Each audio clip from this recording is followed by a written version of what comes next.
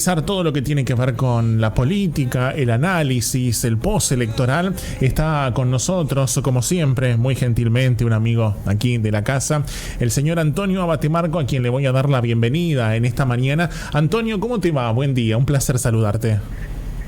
¿Cómo estás, Nicolás? Un gusto estar en contacto como siempre con vos y todo tu equipo.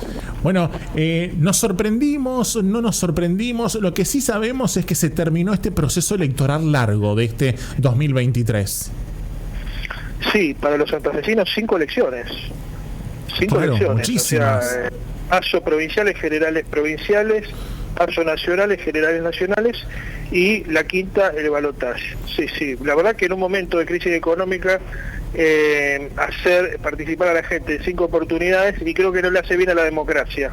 Y lo que digo no es contradictorio, sino al contrario. Me parece que hay que mejorar la calidad de la elección y mejorar además las propuestas de los políticos, ¿no? Pero mejorar principalmente la calidad de todo lo que tiene que ver con lo electoral. Claro. Y la pregunta es, ¿nos sorprendimos? En lo que tiene que ver con los números, sí, hubo sorpresa. Cualquier encuestador te daba 1 o 1,5 puntos para cualquiera de los candidatos, pero no más de eso. Claro. Lo que pasa es que en este año, y principalmente desde el advenimiento de Javier Milei a la política, se viene dando una situación muy particular, que es que los que votan a Milei no dicen que votan a Milei por diferentes cuestiones. Tienen miedo de quedar mal con una pareja, con un grupo de amigos, en el trabajo. Milei es una persona que genera amores y odios, ¿no? Y a veces más odios que amores, y esto divide. Tengo familias de amigos que se han dividido, básicamente, parejas que se han separado. Entonces no dice el votante voy a votar a Milei. Entonces, ¿qué decía? O decía que votaba Massa, o directamente no sabe, no contesta, o decía que votaba en blanco. Claro. Pero varias de esas personas votaron efectivamente a Milei. ¿Por qué? Porque en el cuarto oscuro estamos solos, y ahí no tenés más presión que la de tu conciencia. Seguro, tal cual. Ahora, bueno, ya está. Milei es ahora el presidente de todos los argentinos, el presidente electo, ¿no? A partir del próximo 10 de diciembre.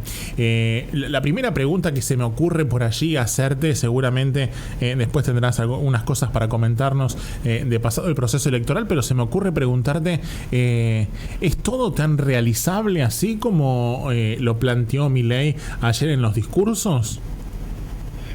Hoy lo hablaba por WhatsApp con un politólogo amigo, y coincidíamos ambos en que la gente votó ajuste. Ahora, él me decía, sí, pero la gente no sabe que el ajuste es que no haya paritarias, que se congelen los sueldos, que no se le aumente la jubilación a los jubilados, para la redundancia. Sí, pero la gente votó ajuste. ¿Qué quiero decir con esto? Votó cambio rápido. Uh-huh. Recordarás el gobierno de Mauricio Macri, donde lo seguían muchos jóvenes al comienzo, varios de ellos hoy ya no son tan jóvenes y hoy están con Milei, pero había generado ese fervor en muchos jóvenes. ¿Por qué? Porque venía a hacer cambios rápidos. Bueno, después Macri, mal asesorado por algunos, bien asesorado por otros, principalmente Marcos Peña y Durán Barba. ¿Qué fue lo que hizo? No, ajuste o cambio rápido, ajuste profundo, cambio rápido, eso va a implicar el final, nos vamos a pelear con todo. Bueno, vamos con el gradualismo. Claro. Bueno, Milei ahora tiene ese desafío. ¿Vos sabés que él ganó con una propuesta de ajuste profundo? Si lo puede llevar y si tiene las agallas necesarias para llevarlo a cabo o no, es otro tema. Ajuste profundo, ¿en qué hablamos? ¿Un impacto, un shock en los primeros meses? ¿O esto llevará un año por lo menos? Es una gran pregunta. Yo creo que con Massa también iba a haber ajuste. Seguro. La diferencia entre el peronismo y otros espacios, ¿cuál es? O inclusive cierto sector del radicalismo, ¿no? Porque si nos ponemos a pensar, Alfonsín también hace un ajuste luego del gobierno militar y de forma gradual. Pero el peronismo, ¿cuál es la forma de ajustar del peronismo habitualmente, ¿no? Va dejando subir el precio del dólar, va reduciendo gastos, que fue lo que hizo Massa. De hecho, la inflación le ganó a los salarios y por bastante durante el último tiempo, y principalmente la administración Massa, pero te lo hace solapadamente y gradualmente. Entonces vos decís, no me doy cuenta. Lo que pasa es que en el último tiempo se le habían disparado todas las variables a Massa y ese gradualismo quedó por el piso, y por eso también la gente, si bien no es la única causa, pero también por eso la gente termina eligiendo ajuste profundo. A ver, ajuste profundo implica en la práctica, sacar retenciones, directamente, ya no algunos productos secundarios del campo, no, todo, cero retenciones para la soja, reducir planta, transitoria o permanente, después veremos cómo se hace, mediante sumarios, mediante lo que fuere, pero se reduce planta en el Estado. Y por otra parte se reduce, o sea, lo que tiene que ver con trabajadores ya de planta del Estado, y por otra parte se reduce ministerios, que eso es lo que quiere hacer el ministerio, y áreas, por ejemplo, Centro de Asistencia de la Justicia, y un montonazo de dependencias del Estado que tienen lugar en buena parte de la Argentina. Y por otra parte, bueno, sacar paritarias, básicamente, como me decía mi amigo, sacar paritarias, no va a haber negociaciones paritarias, y no va a haber aumento de los jubilados. Todo eso es parte de un plan de ajuste inicial para intentar estabilizar la economía en términos liberales. Acá estamos ya hablando el lenguaje liberal. Estamos hablando el lenguaje liberal. Y después de esto deberá sobrevenir en la teoría liberal una reforma laboral que obviamente va a implicar problemas en la calle con los sindicatos, porque ya dijeron varios que van a resistir, y una reforma jubilatoria, que recordarás que por varias toneladas de piedra Macri no la pudo aprobar en su momento. Así que el panorama que se viene es sombrío, lamentablemente es sombrío. No quiero ser pesimista, pero es sombrío. Vos sabés que vos vas relatando esto y a mí me surgen un montonazo de preguntas para hacerte. Entre ellas, bueno, hablabas recién de reducción en el Estado, hablabas de reducción en los ministerios. Bueno, se habla de 8 ministerios del gobierno de Javier Milei. Sí, que además cambiarían de nombre. Básicamente, a ver, el liberalismo o este liberalismo minarquista que quiere Milei, en realidad Milei se ha definido como minarquista en varias oportunidades. ¿Qué es minarquista? ¿Qué es el minarquismo? Bueno, es un liberalismo o un libertarismo, acá también entra el término libertario, que quiere un Estado pequeño, casi reducido a su mínima expresión, que solamente te brinde seguridad, ciertas cuestiones de salud, ciertas cuestiones de educación y justicia, nada más. Todo lo demás es gasto. Acá, para ese pensamiento, todo lo demás es gasto. Mira, casualmente acá acaba de llegar un tuit recién de unos colegas de Buenos Aires y dice: Milei acaba de anticipar que privatizará la televisión pública, Radio Nacional y Agencia Telam. Claro, bueno, ya lo había Lilia Lemoyne, o como se llame, porque ese es el nombre ficticio, una de las referentes del espacio, le había dicho a una periodista de la televisión pública, ¿no? Hacé las cosas bien, nena, porque te puedes quedar sin trabajo. Claro.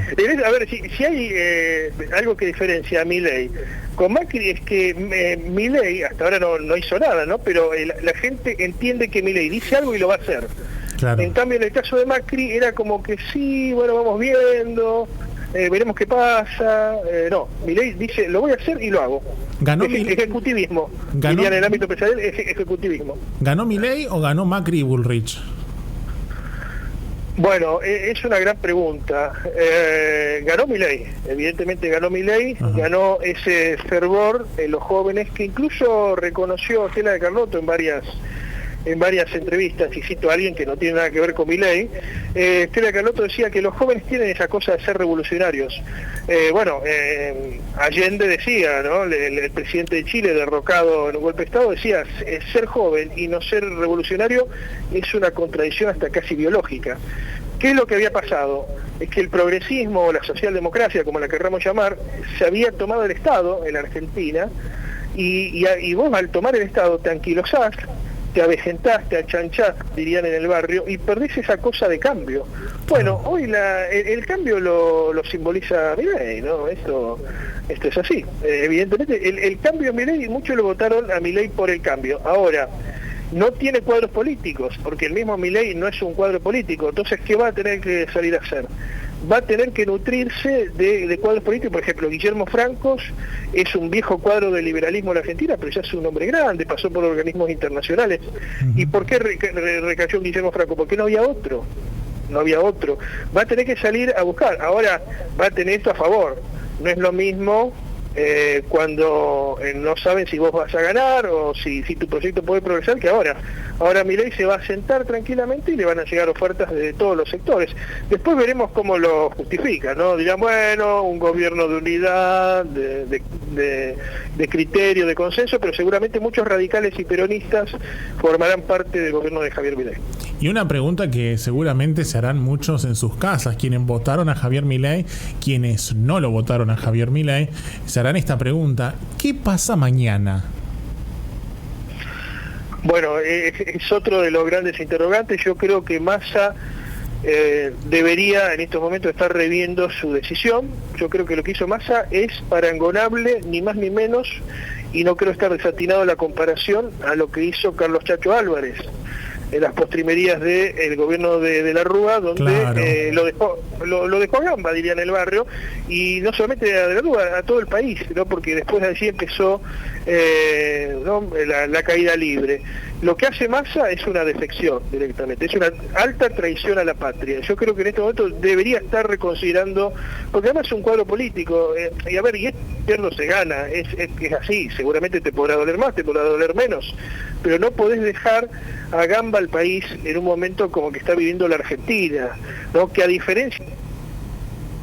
Ay, no me diga que se nos cortó la comunicación. Bueno, sí, vamos a intentar de restablecer la comunicación con Antonio Abatemarco, que está obviamente analizando todo lo que sucede en el panorama político y que, como te decíamos, tiene que ver con el paso de estas elecciones en la República Argentina y el resultado de las elecciones también aquí en la República Argentina. Vamos a intentar de restablecer el contacto con Antonio Abatemarco, que está gentilmente charlando con nosotros y nos cuenta cómo se vienen las medidas, qué es lo que podrá hacer o no el presidente electo y cómo pondrá en funcionamiento realmente toda esta maquinaria para que, bueno, cambiar o traer esas medidas que se prometieron, ¿no? De una forma u otra en campaña. Así que vamos a ver qué es lo que sucede, ¿eh? A ver si, no sé si está Antonio, lo pudimos recuperar. Antonio, ¿estás ahí? Ahí está, volvimos y fuimos millones. No quería dejar de mencionar las razones culturales. Yo creo que hay razones económicas, pero hay razones culturales que en momentos de crisis económicas impactan aún más. En primer lugar, todo lo que tiene que ver con los denominados habitualmente derechos humanos. Cae ese discurso de los 70, de los combatientes, de volvimos, cae ese discurso que había empezado con Alfonsín en 1983, esta idea de Gramsci de ganar la batalla cultural, porque hay un sector que pierde la batalla, digamos, de las armas, que fueron los que intentaron llevar adelante una revolución marxista en la Argentina, y con esto no es adscribir a la teoría de dos demonios, ni mucho menos, sino hablar de un hecho de la realidad. Ese sector pierde la batalla de las armas, no puede hacer la revolución, pero gana la batalla ideológica. Por eso se había impuesto ese discurso de 1983 a la fecha. Ese discurso cae, y bueno, varias personas de esa época han fallecido, ¿no? Y de los intelectuales de aquella época solamente queda Josami, que estuvo en el debate acompañando a Agustín Rossi. Y por otra parte, en momentos de crisis económica esto pega más. ¿Por qué? Porque el kirchnerismo había sido muy progresista en cuanto a los derechos, pero la economía estaba mejor, por diferentes cuestiones estaba mejor. Hoy en día, estas cuestiones de los ministerios de género, del gasto social, de hablar con un lenguaje de determinada forma, llamado lenguaje inclusivo, o inclusive, vale la redundancia, avanzar con la llamada ESI en las escuelas, que es muy polémica. Estas cuestiones creo que también terminaron determinando el voto de Milei. Hay un movimiento, no sé si hablar de derechas o izquierdas, pero sí conservador y tradicionalista muy importante que se está dando en la Argentina, que es, quizás no se perciba porque es por afuera del sistema. Se da mucho en YouTube, se da mucho en redes sociales, porque tienen prohibido los canales, me refiero a Agustín Laje, me refiero a Nicolás Márquez y a otros pensadores de ese estilo, incluso desde la misma Iglesia Católica, que cuestionaban todo el otro discurso gramsciano que se instaló con Alfonsín y terminó llevando a su esplendor el kirchnerismo. Cierro con esto. ¿Cuál es la imagen de Javier Milei? Bueno, es una imagen bien masculina. El león es el rey de la selva, pero además es el que domina a los demás animales, incluyendo a los leones de su manada, ¿no? Y a las leonas también. Es toda una visión, no es una imagen escogida así por una cuestión casual. Es un símbolo de la masculinidad, y creo que Milei interpretó el movimiento y el cambio que se venía a nivel mundial. Algunos dicen de derecha, yo prefiero llamarlo más conservador o tradicional. Me queda hacerte una pregunta y bueno, saber un poco más allá hacia dónde va la economía y hacia dónde va el país y las decisiones que seguramente tomará Javier Milei. Es ¿qué va a pasar con esas decisiones que necesiten del Congreso? Porque en el Congreso la libertad avanza, sin hacer alianzas va a ser imposible. 40 diputados aproximadamente, no más que eso. Eso es lo que tiene la libertad avanza. Bueno, acá la dicotomía la planteó bien un politólogo radical, Andrés Malamud, que vive en Portugal pero entiende muy bien la Argentina, y él dijo, a ver, tiene dos opciones: o salir a cooptar con billetera a todos los opositores que pueda, que es una alternativa. Tenés la billetera del Estado, tenés la caja del Estado, aunque eso va a ir a contrapelo de lo que vos decís en el caso de Milei, y vas a generar más gasto público, más gasto público, o directamente cerrar el Congreso. Pero bueno, no sé, no quiero aventurarme sobre eso, pero o sea, no hay más opciones. O cerrar el Congreso y hacer la gran Fujimori en Perú, que eso no terminó bien, para nada, o intentás cooptar a los diputados, porque si no te van a trabar todos los proyectos, evidentemente. Ahora, vos sabés porque además no solamente, y recomiendo un artículo de Francisco Olivera que está en La Nación hoy, que es muy interesante, donde habla de la lógica del empresariado, la lógica que muere o debería morir con este nuevo modelo de Milei. No solamente los sindicatos se van a poner muchos empresarios, que José Luis Espert los denomina habitualmente empresarios prebendarios, que estaban acostumbrados a hacer negocios con el Estado. El empresario que te dice, che, conseguime tal negocio y vamos con tal comisión, las licitaciones amañadas. Bueno, ese modelo termina, o sea, no solamente va a tener, creo que la crítica, lo de Milei, de sindicatos, desde ya, porque va a ir contra los sindicatos, sino contra el modelo de la Argentina corporativa, que incluye a los empresarios, e incluye a los empresarios que lo crearon a él, por ejemplo, Eduardo Urnequian. O sea que, a ver, yo lo que veo cuando vos vas relatando también es como un gran cuello de botella, porque donde cerrás en un lado, se desarma en otro lado, y así vamos, porque en esto de también hacer bajar el gasto en el Estado, va a generar también desocupación y va a sumar más a la que ya tenemos. A ver, los que han vivido en países liberales, o más liberales que la Argentina, que nunca fue liberal, ni inclusive en los años de 1880, 1930, que tanto rescata Milei, porque acá nunca existió, siempre existió el capitalismo de amigos, bajo una u otra forma. Los que han vivido en países liberales te dicen que, si bien vos tenés menos derechos en comparación con la Argentina, donde funciona el capitalismo liberal, pero tenés a favor de que, por ejemplo, vos tenías un trabajo, te echan o te vas, y ya a las 2 horas o al día próximo conseguís otro. ¿Por qué? Porque se agiliza el mercado laboral. No es que esté hablando a favor de esto, ¿no? Es como para escribir una situación. Pero se agiliza el mercado laboral. Sí, la salud es privada, la educación es privada, pero vos tenés trabajo constantemente, e incluso tenés acceso a lo que habitualmente se denomina American Dream, ¿no? Tener un autito propio, una casa propia, algo que hoy está totalmente lejano al sueño de los argentinos, ¿no? O sea, se debería agilizar el mercado de trabajo. Ahora, yo no sé, conociendo a ciertos empresarios argentinos, y esto no es por hablar mal contra los empresarios de por sí, pero yo no sé si los empresarios se van a adaptar a esta lógica. Muchos empresarios no les interesa esto de agilizar el mercado laboral, ¿no? Prefieren seguir explotando más a los trabajadores y hacerles hacer horas extras, o incluso subcontratarlos mediante el monotributo, o incluso trabajando en negro, como sucede en estas oportunidades, donde muchos aprovechan las crisis para ajustar más y reducir costos. ¿Qué querés que te diga? No sé, la verdad que no sé, pero sí es evidente que vamos a una economía más de mercado, aunque Milei va a tener algo a favor, que lo podría haber disfrutado más así ganaba. El agro se va a recuperar producto de las lluvias que estamos teniendo las últimas semanas, va a aumentar la producción de soja, algo que le va a reportar más dólares en caja al gobierno, pero también, hablando con empresarios de vaca muerta, se va a activar, ya se está activando vaca muerta, y con eso nos podríamos ahorrar lo que hoy lo estamos importando en términos de gas a Bolivia, y se puede generar una retroversión del gasoducto y nosotros pasaríamos a importarle a Bolivia, a exportarle a Bolivia. O sea, ¿qué quiero decir? Van a ingresar dólares, por una u otra cuestión van a ingresar dólares. El mayor de los problemas o la mayor de las decepciones para aquellos que somos industrialistas, ¿cuál es? Y que no creo que se industrialice el país, porque lo ideal es que actives vaca muerta y actives el agro y generar industrias propias. ¿Para qué? Para que cuando eso se termine poder vivir con lo tuyo. Bueno, me parece que no va a pasar eso, se va a generar una minería contaminante y desgastadora de los suelos a más no poder, y bueno, con el agro ya lo estamos viendo, ¿no?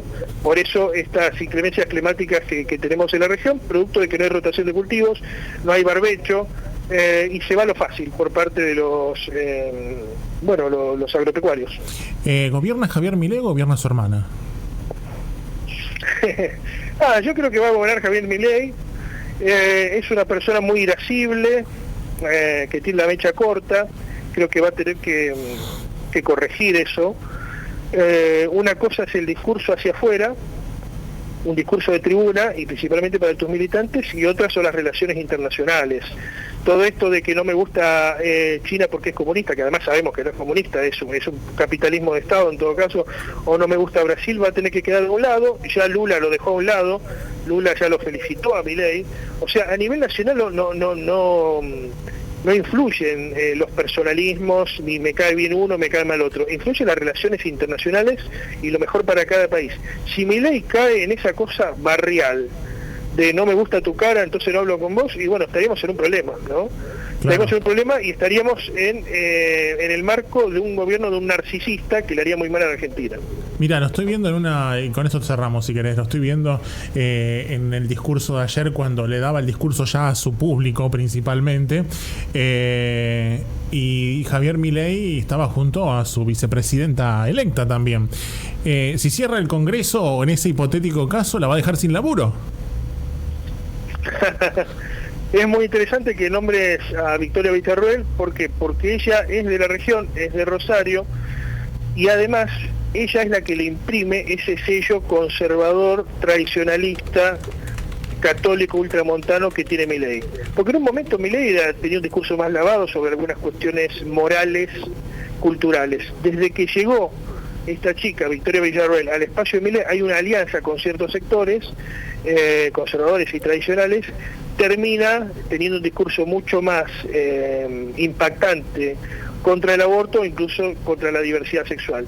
Veremos, porque ahí hay una relación que en cualquier momento se puede desgastar. Es el espacio de Victoria Villarroel, donde hay evidentemente ex militares de la época del proceso de reorganización nacional, de la última dictadura.